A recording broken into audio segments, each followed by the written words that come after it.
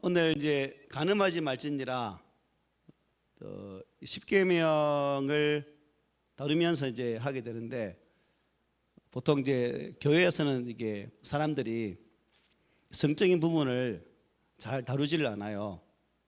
나중에 이제 그 이유를 이제 제가 말씀드릴게요. 왜 잘 그렇게 된, 원래는 그런 게 아니거든요. 잘 다루면서 참 이게 아름다운 것인데, 이 사회가 이것 때문에 아름답지 못하기 때문에 쉬쉬하는 그러한 문화가 되었다는 거죠. 그래서 이 7계명을 다루면서 최고의 아름다운 것이 있다면 바로 뭘까요? 부부간의 성이라는 겁니다. 부부간의 성은 아름다운 것이고 또 축복이라는 거죠.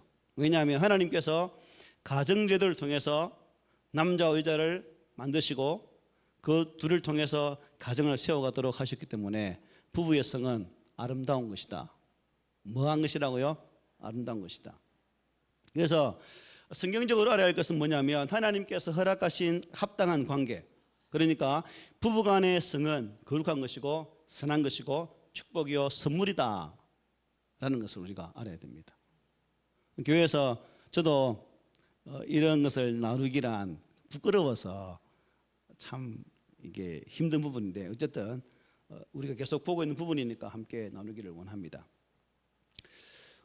하나님께서 부부의 연합으로 표현, 교회가 바로 그거죠. 교회도 그렇고 삼일체 하나님 연합도 이 부부라는 그런 측면에서 하나 되는 측면에서 이렇게 말씀합니다. 그리고 하나님을 우리가 안다라 표현하잖아요. 안다.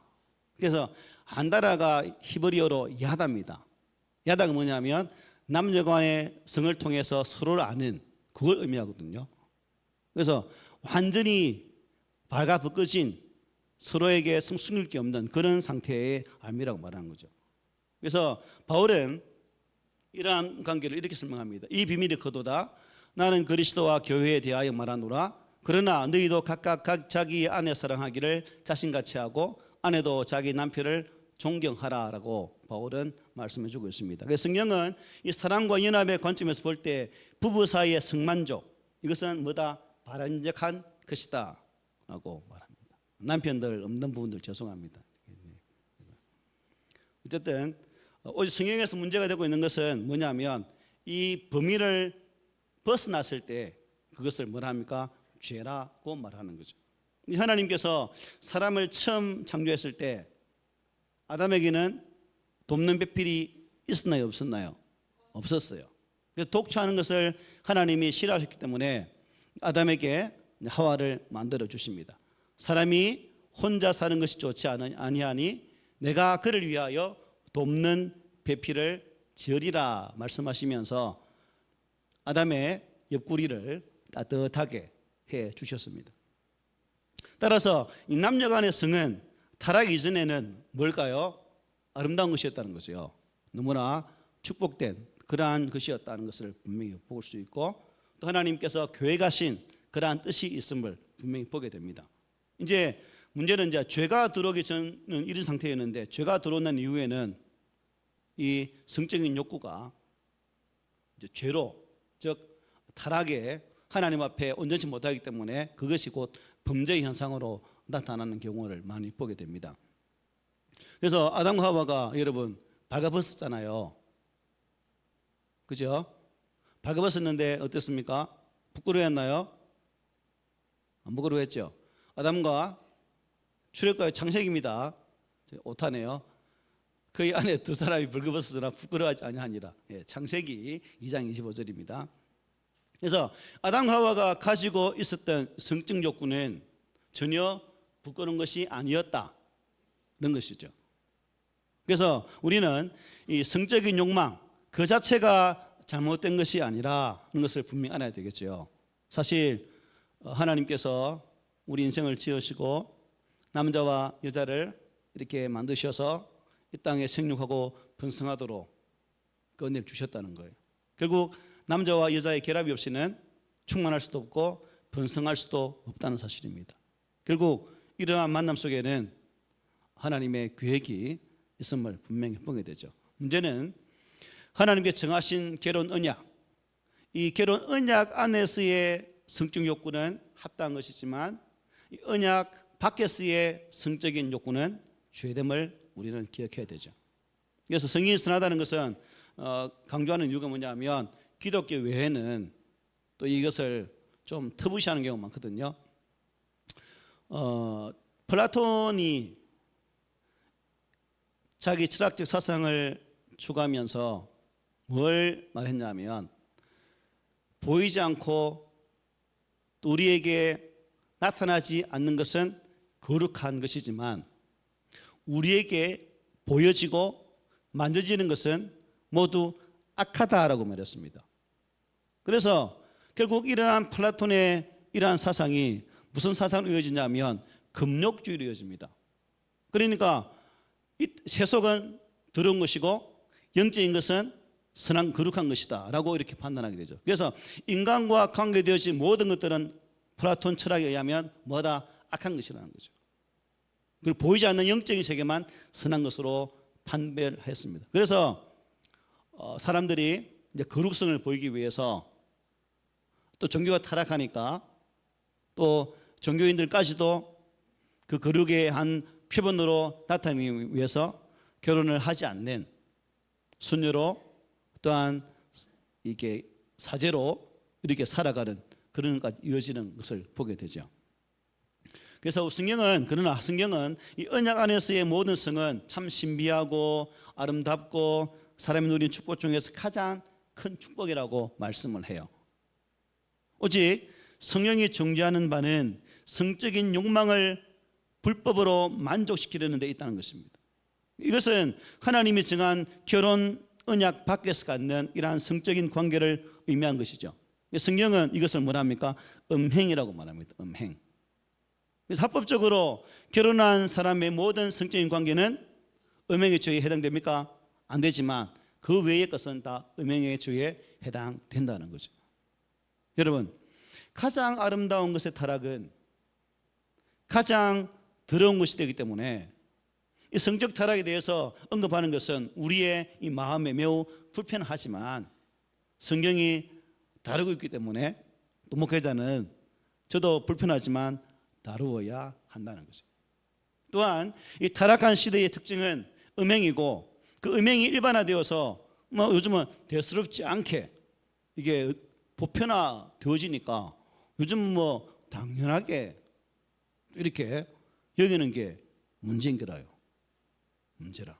현재 이 세상이 말하는 성범죄와 성경이 말하는 성범죄가 같습니까? 틀립니까? 완전히 다르죠.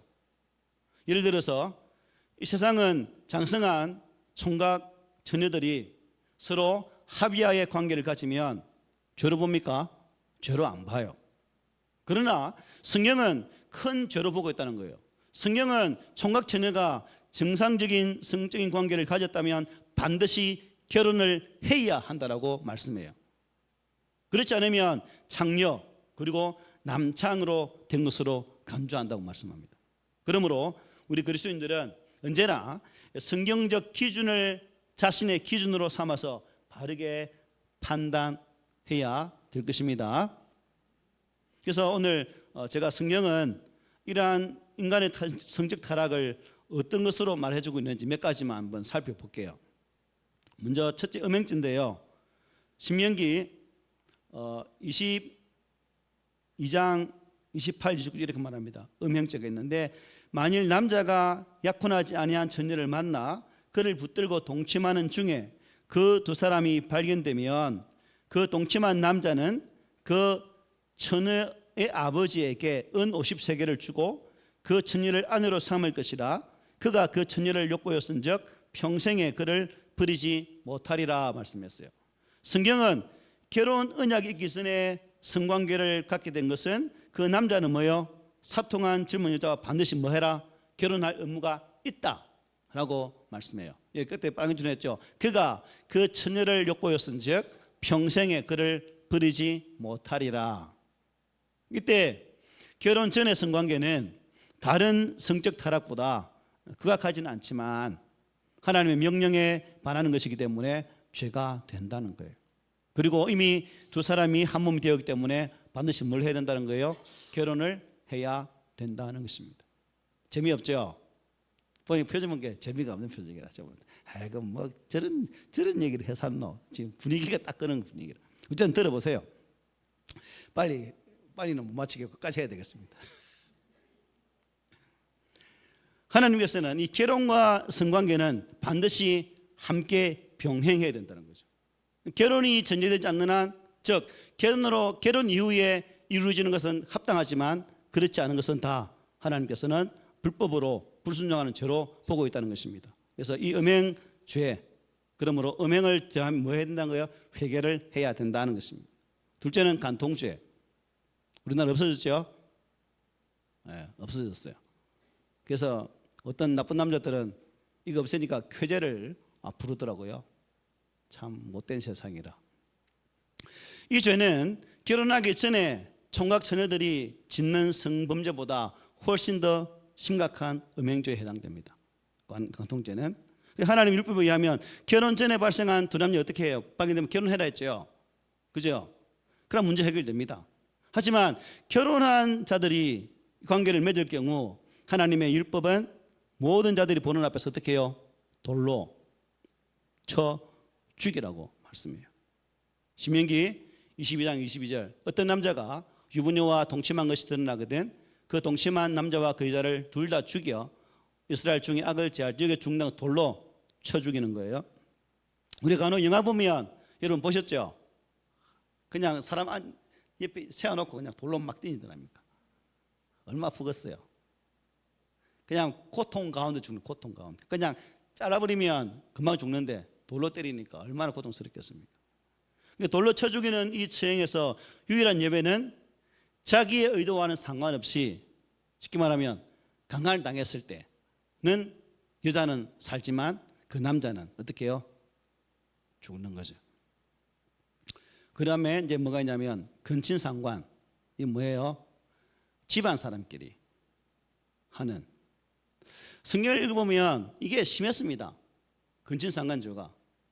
그래서 음행 또 간통보다 더 사악한 죄가 바로 이 근친상간의 죄라고 볼 수 있죠.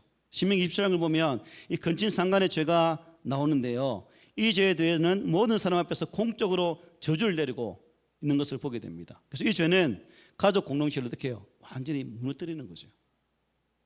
이게 성경은 완전히 그것을 짐승보다 못한 그러한 죄로 보고 있습니다.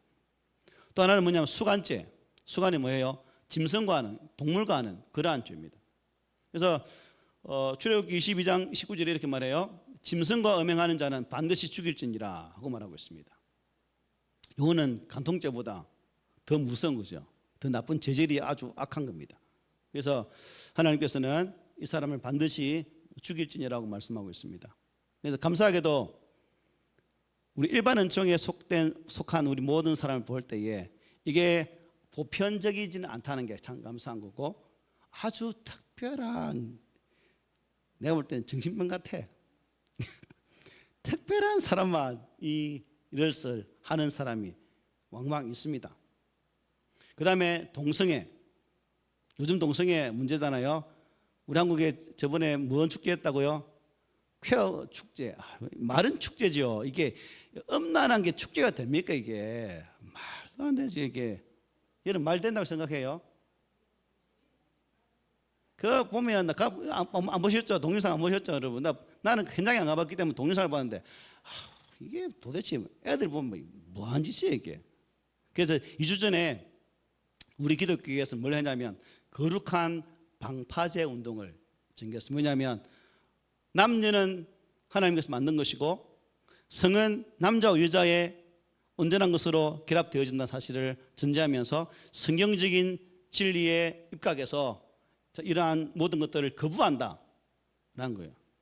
그래서 평등법 위주 저희 붙여놨잖아요, 그죠? 보니까 민주당 의원이 40여 명이 이 평등법 찬성에 발의를 했더라고요. 그래서 우리가 예수 믿는 사람이라면, 뭐 예수 안 믿는 사람이라도 그렇지, 어느 날 여러분의 집에 아들이, 간혹 말씀드렸잖아요. 아들을 데리고 와서 아버지 며느리 왔습니다. 어느 날 여러분 집에 딸이 아빠 사위 되고 왔습니다. 이러면 이게 도대체가 이게 무슨 날? 어쨌든 성경은 그것을 좋지 않게 본다는 거죠. 로마서에 보면 이렇게 말합니다. 이 때문에 하나님께서 그들을 부끄러움 욕심에 내버려 두셨으니 곧 그들이 여자들로 순리대로 쓸 것을 받고 영주로 쓰며 그와 같이 남자들로 순리대로 여자 쓰기를 버리고 서로 향하여 음욕에 부릴 듯하며 남자가 남자와 더불어 부끄러운 일을 행하여 그들의 그릇 때문에 상당한 부흥을 그들 자신이 받았다라고 말씀하고 있습니다. 그래서 우리가 어찌 보면 시대가 그렇게 넘어가고 그렇게 되기 때문에 그 뭐 시대의 흐름 따라서 이렇게 뭐 흘려주는 것도 좋지 않나라고 생각하지만 우리가 성경을 보더라도 역사적으로 그렇고 동성애나 또한 이러한 성적 분란이 왔을 때는 반드시 하나님의 심판이 임했습니다. 소돔과 고모라도 동성애가 아주 보편화되어진 지역이었거든요. 아무 상관없었어요. 그냥 동성애 한 다음에 그냥 하는 거예요. 하나님이 그 땅을 불로 멸하시는 모습을 보게 되는 거죠. 현재 하나님을 거스려서 이러한 죄악을 옹호하고 하는 단체들이 무리들이 너무 많습니다. 참 어떻게 나는 그분들에게 묻고 싶어요. 당신의 자녀가 이런 일들을 하면 찬성하겠습니까? 라고 물으면 100% 아니 우리 새끼는 안 돼 라고 말할 것 같아. 그러니까 내 새끼는 안 돼도 네 새끼는 돼. 이게 무슨 법이에요 이게. 제가 흥분하고 있는데요. 화가 나. 이런 걸 생각하면 화가 머리 끝까지 확 쏟습니다. 어쨌든 성경에서는 한 사회에 멸망이 있기 전에 반드시 이러한 동성애가 일반화된 현상으로 나타나고 있었다는 사실입니다. 우리나라도 세계도 문제죠. 뭐 이미 미국 우리 한국 장로교회 근본이랄 수 있는 미국 장로교회 동성애 목회자 인정했습니다. 동성애 교역자, 동성애 장로, 동성애 권사, 동성애 안수집사 인정했다는 거예요. 이게 무슨 놈의 교회예요 이게? 이게 성경 믿는다고 말하는 그러한 교단이라고 말할 수 있나요? 우리는 이런 시대적 흐름 속에서 예수 믿는 사람은 분명하게 아니요 라고 말할 수 있는 그러한 자세가 필요한 거죠. 그래서 마태복음에 주님이 이렇게 말해요. 또 간음하지 말라 하였다는 것을 너희가 들었으나 나는 너희에게 이르노니 음욕을 품고 여자를 보는 자마다 마음에 이미 간음하였느니라.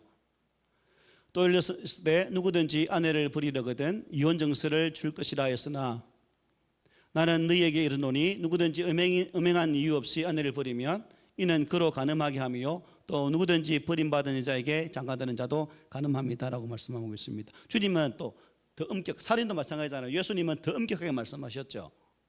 우리 생각 속에 욕을 해도 살인이라고 말씀했잖아요. 간음도 마찬가지라는 거죠. 그래서 수준 높은 우스갯소리를 한번 할 테니까 여러분 잘 이해하시고 한번 웃어주세요.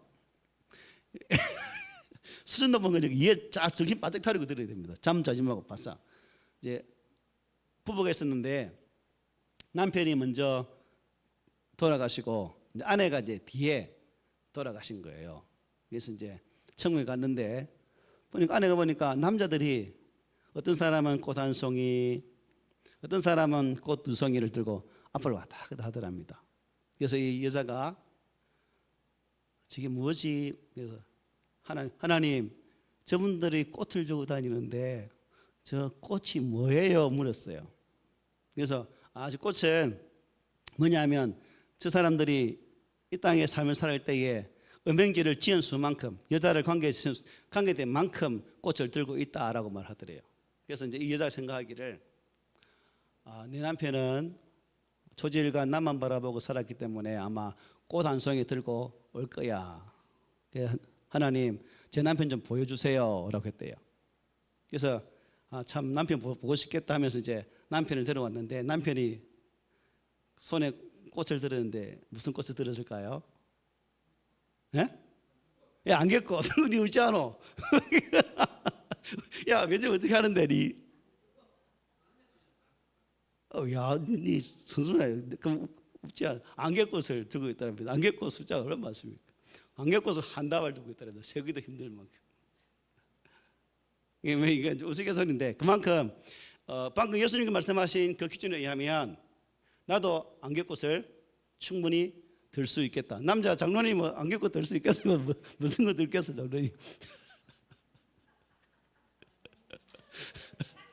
제대로 된 남자 2살밖에 없는데 장로님은 나를 안개꽃 들까요? 무슨 장미꽃 들고 들을까요? 그 부끄러워라. 어쨌든 그런 우스갯소리가 있답니다. 그래서 이 참 성경의 기준이 엄격하면 엄격할수록 우리에게 참 부담스러운 것은 마찬가지지만, 그러나 예수님께서는 우리에게 이 말씀을 주시면서까지 당신의 거룩함을 주의 자녀들 또한 유지하기를 원하신다는 사실을 보게 된다는 거죠. 그래서 우리가 이러한 음행, 이것을 충동을 이기기 위해서는 어떻게 해야 될까?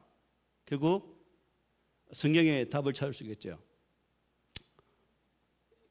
어머니의 태로부터 된 고자도 있고 사람이 만든 고자도 있고 천국을 위하여 스스로 된 고자도 있도다. 이 말을 받을 만한 자들은 받아라. 무슨 의미냐면 혼자 살 수 있으면 무슨 의미예요? 하나님 나라를 위해서는 혼자 살아도 된다는 의미겠죠. 그래서 자신이 받은 은사, 자신의 은사 받은 만큼, 독신 은사 받은 사람은 독신을 살 수 있거든요.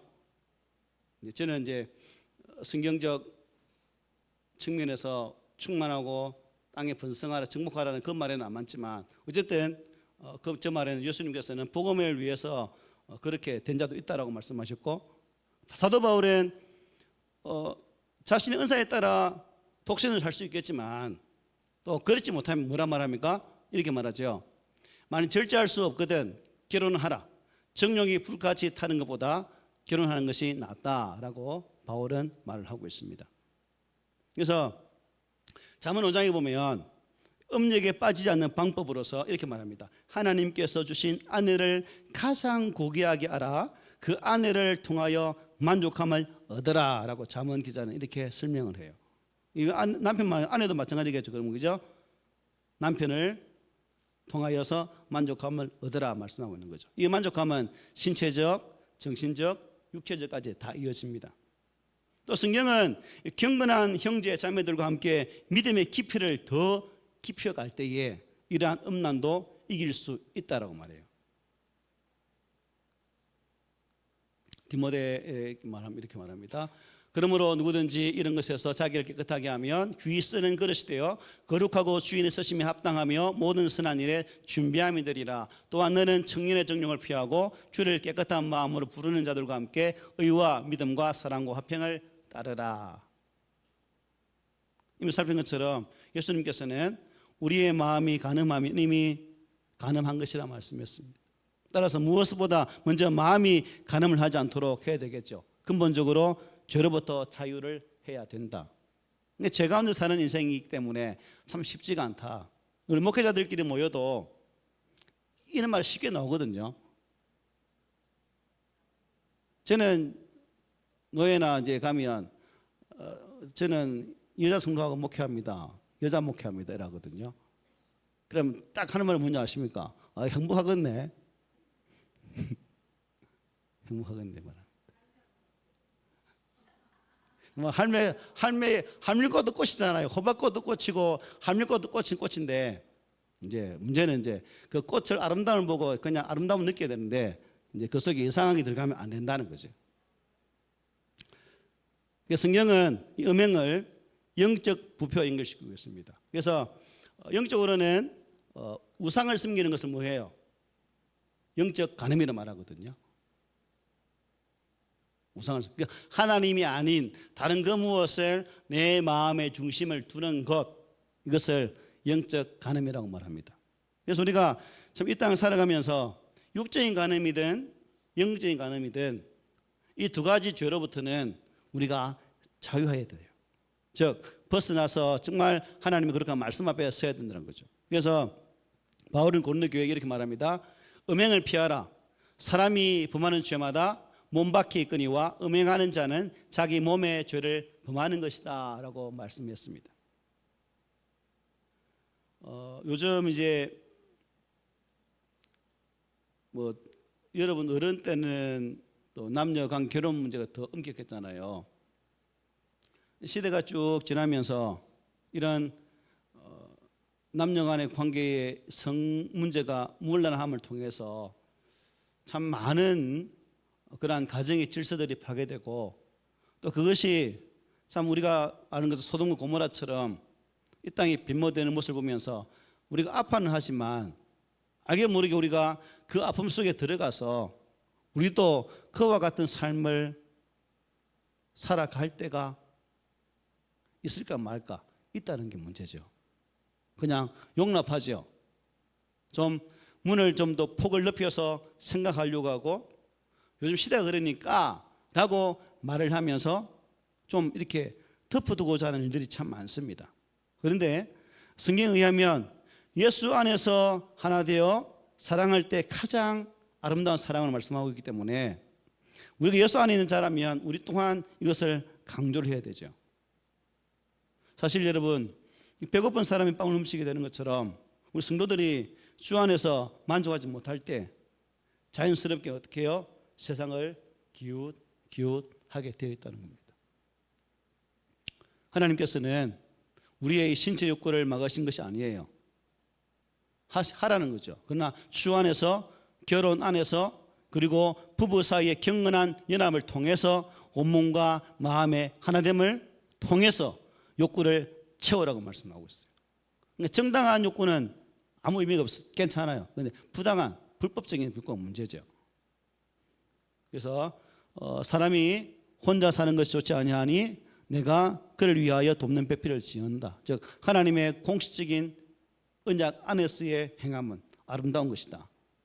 그래서 여러분 이 7계명은 영적인 하나됨이 육적 하나됨보다 훨씬 앞서고 위대하다는 사실도 알려줘요. 우리에게. 즉 하나님과의 영적인 관계, 결합이 참 중요하다고 말씀하고 있거든요. 그 속에서 사람과 사람 간의 관계 또한 온전한 관계 속에서 결합되는 것은 더 귀한 것이다 라고 정의를 내려주고 있습니다.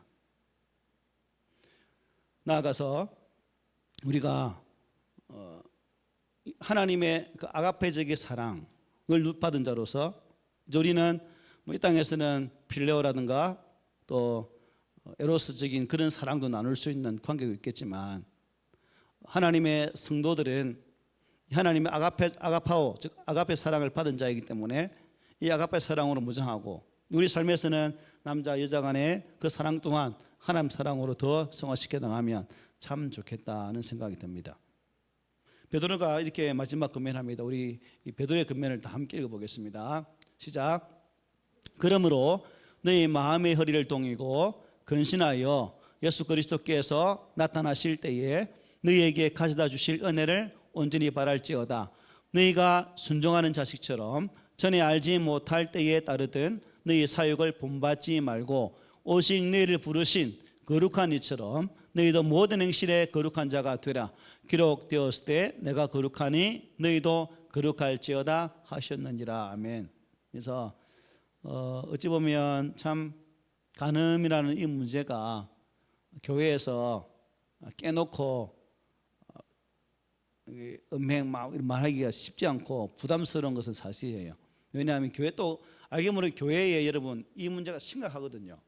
교역자와 성도 간의 이 부분이 진짜 심각한 교회도 있습니다. 그래서 더 쉬쉬하는 경우가 많다는 거죠. 그러나 그럴수록 시대가 그럴수록 교회는 저는 더 까발리고 더 정직하게 이 부분을 함께 나누고 또 성도 간에 이 부분을 함께 의논하고 접근한다면 우리의 성은 뭐예요? 아름답게 될 수 있다는 거죠. 성은 추한 게 아니에요. 더러운 게 아니에요. 여러분 성은 뭐다? 아름다운 것이다. 기도하겠습니다.